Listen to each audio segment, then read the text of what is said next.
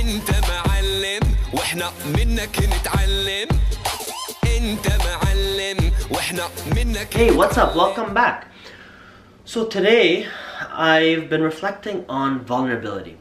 What does vulnerability mean to you?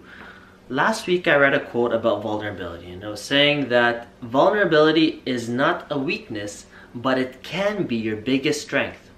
And I started thinking about that and try to understand exactly what does that mean. You mean to be vulnerable and to let out what I'm least comfortable with is a strength? How does that make sense? It sounds like a weakness.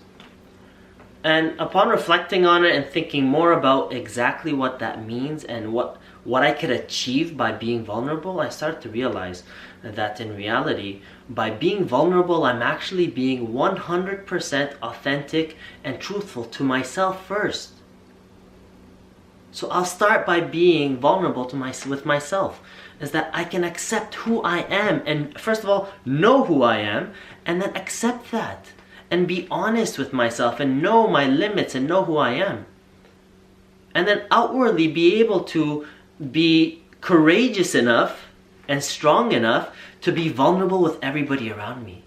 Be vulnerable with my employees, with my relationships, with my spouse, with my kids. Did you ever think about being vulnerable with your kids? Now that is something that is really deep and could be an amazing experience and an amazing bond to create with your family.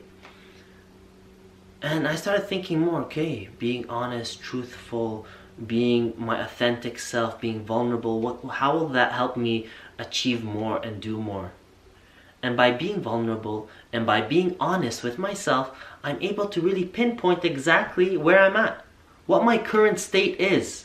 Because sometimes we get so busy and so preoccupied with everything that's going on, whether it be running our businesses, whether it be our families, whether it be life in general, we get so overwhelmed and bombarded that we forget about the most important thing, our state. And you know, I once learned, and this is a common saying, that you cannot give what you do not have. It's very hard to give. It's hard to teach something you do not know.